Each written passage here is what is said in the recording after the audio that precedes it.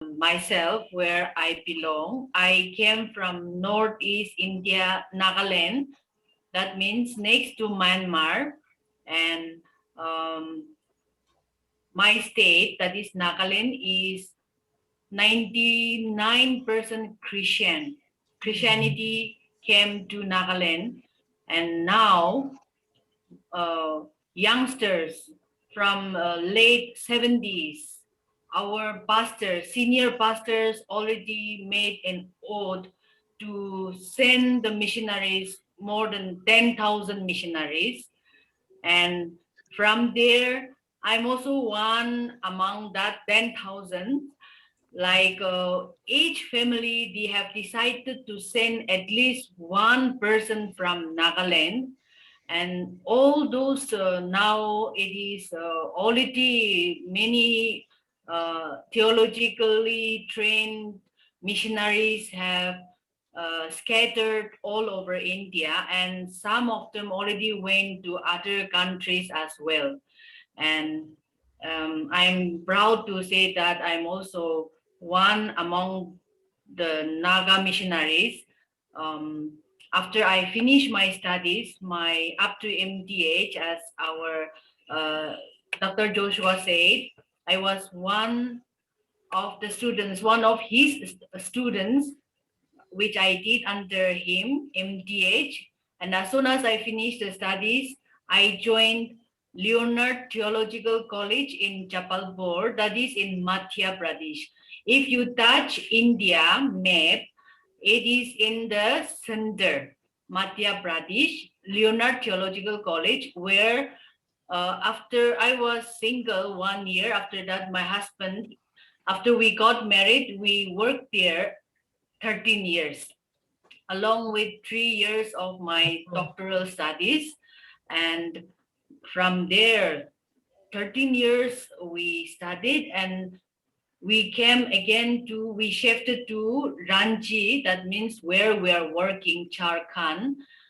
So they called us, that's why we came here, and we are working among the Adivasis, as our Dr. Joshua has mentioned about their community, where they were one time subjugated. They were one of the least among the we should say among the Indians. So now they are coming up, and we are very happy that we are working among them. Thank you very much. Then I think my husband will. Yeah, my name, as you can see, is John Lalnum Kluanga. That R at the end signifies male. I mean, Mizos don't have these male names, female specific names, but it's only the ending. If it's Lalnum Kluangi, then it would be a female name. I belong to the Mizo community, the majority tribe in Mizoram. And the Mizos, we claim 100% Christianity, but then there are other communities like the Chakmas and the Druze who are Buddhists in our own state also. So the state itself is not a 100% Christian state, but I come from the background where Christianity is a very strong, a very dominant religion, as well as a very influential and highly empowering presence in the society. And in this day and age when post-colonial critique has been very critical of colonialism, I prefer to have a very nuanced reading, because not everything about that colonial enterprise was very bad for us. For instance, my wife and I, we converse in English because that's the only common language we have, apart from the language of love that Dr. Joshua mentioned. So we speak English to each other, and that's the only way we can communicate. That's the only common language we have. And then Christianity is the language, the religion that we have brought, we have received as part of this colonial expansion, which also was one of the good things or the positive aspects of the colonial experience that we've had. And yes, we were working earlier in a central India. The Madhya Pradesh means the central province or central state. So it was where there were a lot of, it was earlier a land where the Gond tribals, the Gond Adivasis were very dominant, but then later gradually they were subjugated and pushed to the periphery of the society, and they were pushed to the margins. And it was a very eye-opening experience, because in Northeast India, where we come from, most of our states are tribal dominated states. So we had this, on the one hand, we are part of a majority, the dominant communities, but then to be working among those gone tribals who are close to second class citizens in their own land, and then later moving here to this Jharkhand, which is an Adivasi homeland, where the sons and daughters of the soil are also pushed to the periphery and pushed to the margins. That's another eye-opening experience. And we were very fortunate because when we came, the state assembly was controlled or ruled by the BJP, the Bharatiya Janata Party, which I'm sure you would have heard of, because it has very strong links with the right-wing Hindutva and right-wing Hindu fanaticism. And so there was an attempt on the part of the state government itself to bring a disruption, or rather a rupture, between the Adivasi communities, because the Adivasis, maybe more than half of the Adivasis are Christian, but then the other half profess a faith which is called Sarna, which is their indigenous, their primal religion. And so the attempt of the BJP to portray the Sarna Adivasis as true sons of the and daughters of the soil, there's an extension of Hinduism, and then at the same time ostracizing the Christian Adivasis. We were witness to that, and we were very privileged to be part of the effort by church leaders here, the senior members who took us around in their rallies, where they made all those attempts to keep emphasizing that Sarnas, Adivasis, and Christian Adivasis are one and the same, and they cannot be separated. And so, in fact, this was so successful that in the elections last year, no, the year before, 2019, they finally ousted the BJP from the state government, the state legislative assembly here, and then the JMM, Jharkhand Mukti Morcha, means the Jharkhand Liberation Movement, became the dominant political party here. And we were able to witness the role of the church, how the church would play a very positive role in bringing social change, in spite of the struggles, in spite of the challenges that are ahead of us, that were ahead of us. At least we have this temporary reprieve where we have managed to kick out the BJP from the corridors of power, at least here in this particular state, and bringing some semblance of order, some semblance of normalcy back into it. And so we are very privileged to be part of this experience. And this is something that which has also widened our horizons and made us look anew at questions of being, say, the dominant majority, and then the repressed and the suppressed minority. Sometimes being a tribal also is, on the one hand, we can also be part of these very dominant communities as well. And then another experience which I have not directly, but which has impacted me a lot is, you all are aware of what is going on in Myanmar, next door to Mizoram. And the international border between Mizoram and Myanmar is only a river. The other side of the river is also populated by people of my own people who speak the same language. And so there was a lot of influx of refugees, not officially refugees, but unofficially, because they were seeking safety and protection and basically running away from the military junta in Myanmar. But then the Ministry of Home Affairs of the Indian government has given a directive that those who have crossed that border and come over to Indian territory, that is to Mizoram, that is, they have crossed over to Mizoram, are not to be harbored, are not to be given shelter, they have to be sent back. But then our people said, no, these people, they are our own people, they are our own flesh and blood. They have come to us for protection, they have come to us for safety. So we were not going to, we're going to disregard this Indian government's ruling. So even today, there was a program organized by the Zoe Reunification Organization to burn that directive from the Ministry of Home Affairs. So being at the border, being and being at the periphery also can be sometimes very challenging, and at the same time gives us opportunity to witness to Christ in ways which we have not fathomed before, in ways which we have not really considered before, because by giving shelter to our own flesh and blood, I realized that, okay, this is one area, one way in which we as a community, we as followers of Christ are also putting our faith into practice. So I hope that we are hoping that the Indian government also will be listening to us more and more and say that, okay, this is not something that we can wash our hands of, but rather what is happening next door is very much our concern. Is what is happening right next door is very much an area in which we have to also get engaged in. So these are some of the experiences that I can share at this moment. I'm very privileged to be with you this evening and hoping that we might have some more opportunities in the future to interact as well. Thank you very much. Thank you. Oh, thank you. Thank you. We will certainly have you here. We'll certainly, both of you will be coming over sometime because we need some work to be done here with you guys. And I think it is interesting to hear from you all that. That is very good. And I think I would like to, I'm sorry, John, I'd like to ask Asan, is there a book? Do you have the book to show us? You nearby, or it's all closed down? Your book on tribal women. Asan? Hello? Asan, do you have Yes. you have your book? Can you show us your book, Tribal Women and Communication? I will bring now, sorry. Oh, okay. Meanwhile, I just, because she has published a very interesting book about tribal women and their communication as part of her research, which is very good. Meanwhile, it's very interesting. He said Mizos from the other side. The other side, they call it. Oh, no.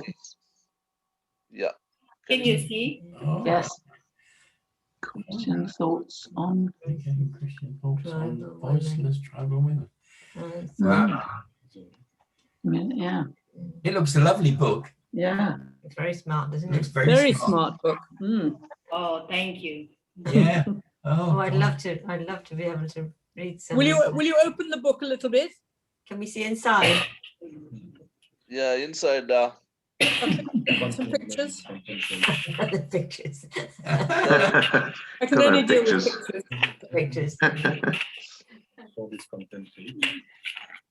That's the content. I don't think you can read that. No, I can't do that. Oh. It was any pictures? Perhaps we can hear more about your book. We'll see it We're one talking day. together. Yeah.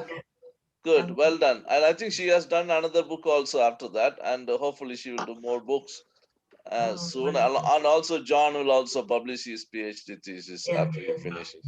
Yeah. And very good. Any questions to ask them, if you have?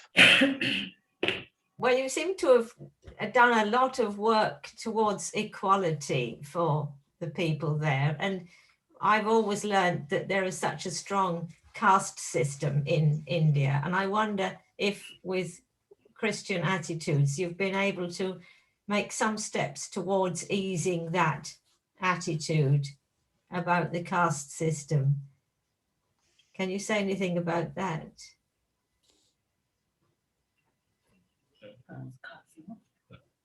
Yeah. The imprint of the caste system and the hierarchy, the social hierarchy, it's still very, very strong. Even Still strong, very strong. Mm. sometimes it creeps in one way or the other, even in Christian circles.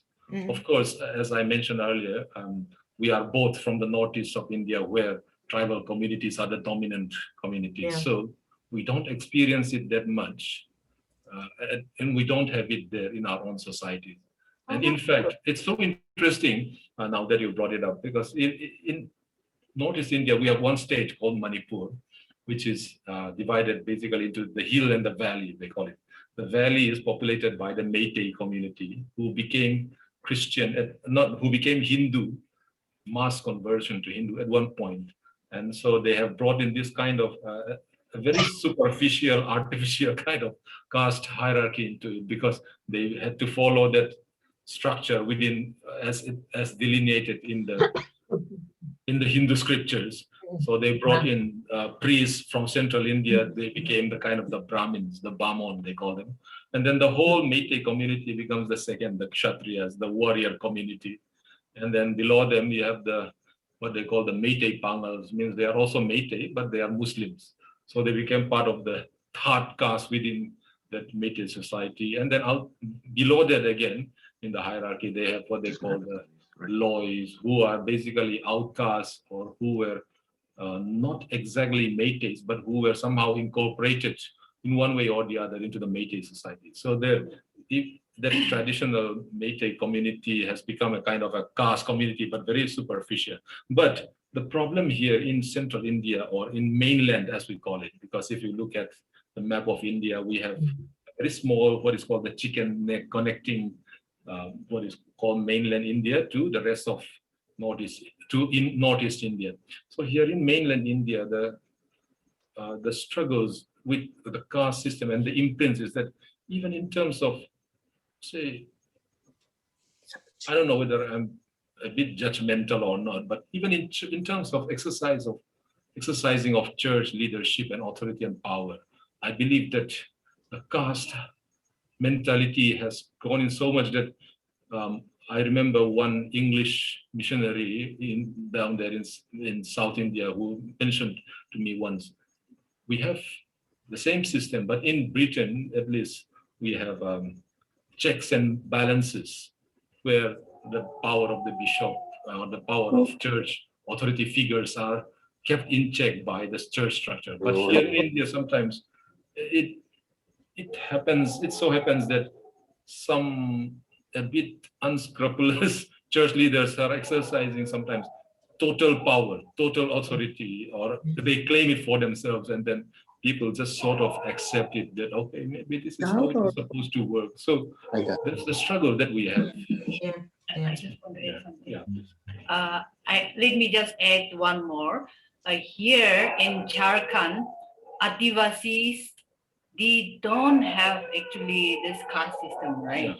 They are very much like tribal, like us, egalitarian society. Like they have various clan. That means surnames are Orao.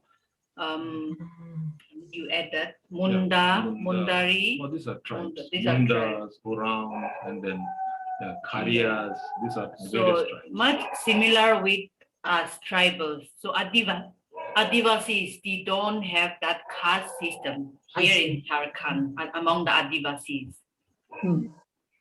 It's more tribal. Clan system. But then, the Are problem they- with the caste system is that Yes. the caste system considers all those tribals or Adivasis. Adivasi basically translates to first inhabitant from the Sanskrit and Hindi word. Adi is first, and then Vasi is a dweller. So the first inhabitant, like aboriginals. So the problem with the caste system is that it considers all those Adivasis and tribals and migrant or nomadic, semi-nomadic tribes and communities as the lowest of the low, or even below the caste structure. So in theory, they have the fourfold caste division: Brahmin, Kshatriya, Vaishya, Shudra, and then below that. And then what they did is one of my supervisors theorizing is that those Adivasis who were incorporated somehow or the other into the caste structure, they are called Dalits. I mean, they became the Dalits. And those Adivasis who failed to, or who rather resisted being incorporated into that, they continue to maintain their distinct Adivasi identity. But what the common experience they have is, even as tribals from the Northeast, tribals from mainland India, the Adivasis, is we are considered very, very low, below that caste structure. And so, of course, for us, the slight advantage we may say is that we look very different. We don't look Indian, so to speak. So sometimes in some places we are not really discriminated against, but then in some other cases, because of this attitude, or rather the perception towards certain communities, we are also clubbed together with them. So we are kind of in between. Sometimes it works to our advantage. Sometimes it doesn't work to our advantage. Also. Fine. It'll take a very long time, won't it, for that to all sort out? Yes, I think one thing we need to understand is wherever Christianity went, the Christianity as such, I think tribals, their lives are better, and they have through Yes. education and other things, many of their lives are transformed. That's And a I good think that is to thing. many extent true, whether it is Catholic institutions or any other institutions, they all have transformed their lives. The other problem is that when they are not Christians, they are given a scheduled tribe, status. But when they become Christians, they lose that status. Thereby, the reservation and other advantages Christians tend to lose, which is, in fact, they are discriminated at the same level, whether within the society or even within Christianity. But unfortunately, when they become Christians, they lose that privilege of being called scheduled tribe. If you are living in Jharkhand, but if you are in Nagaland and Mizoram, I think maybe different. But I think this is one of the issues there. And then the Garvapsi is another interesting, famous thing, which they could say something. Garvapsi. Many of the tribal communities are lured by saying, if you come back, we will get you scheduled tribe status, which will get them government job easily. So thereby they return back from Christianity to other faiths. So there's a ritual act and all. Their names are listed as if they are returned to their native faith. And there's a lot of conversion attempts going on by force and by money and all these things. And sadly, also some of them are identified with the Naxalites in some areas, and that's another issue. Naxalites are those who are extreme Marxists who are fighting against the army for things. So there are some people there, but then Christians are often linked with that. This is also another issue. But as you both said, their presence in that part of India sometimes make their own lives is harder, because they look different. And that's also. Thank you very much for all that. I think you have any other questions, please ask. Otherwise we will let them go and sleep. It's night. Yeah. Yeah, I think so. Any questions?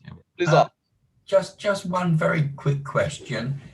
Is there universal education for everyone, and is it equal between male and female?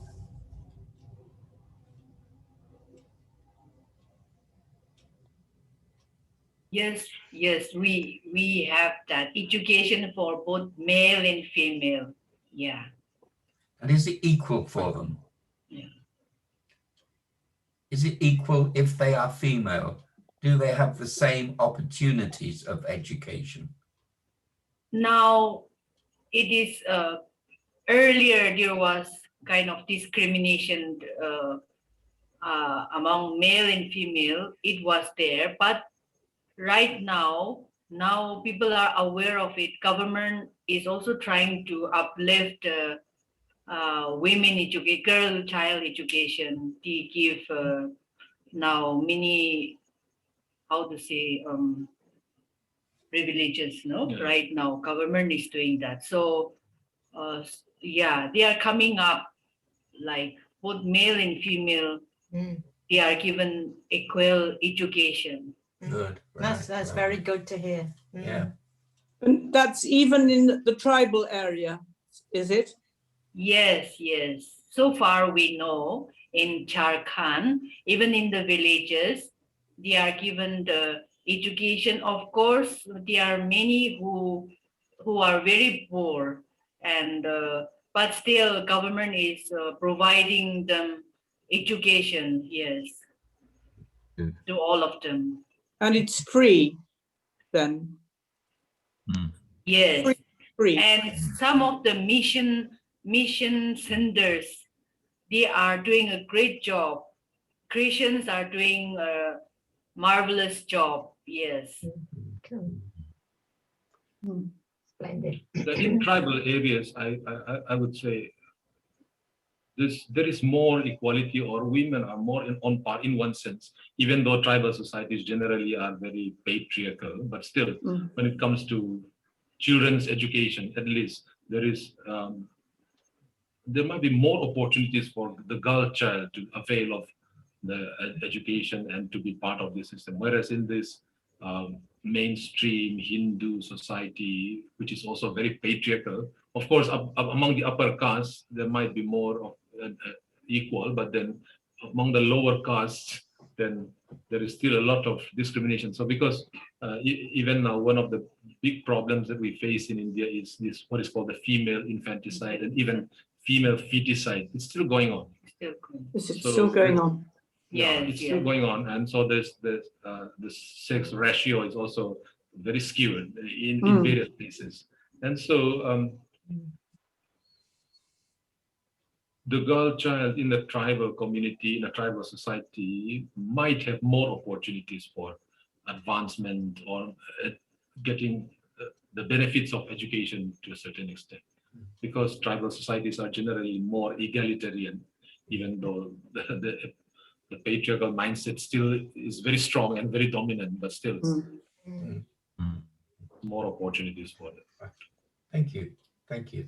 So I had a privilege of meeting a person in that part of the world, Dr. Bage, and he was the pioneer in working hard against this witchcraft.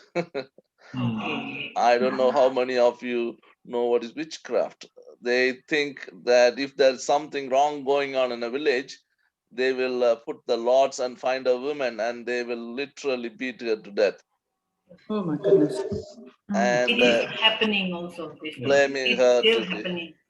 Yeah, so he was one of the clergy and then later became a principal of Gurukul College, and then he resigned from the job and went to Jharkhand, and he famously advocated against this and brought the law against it and drew the police in favor of acting against these activities. Thereby, it is reduced to a large scale now.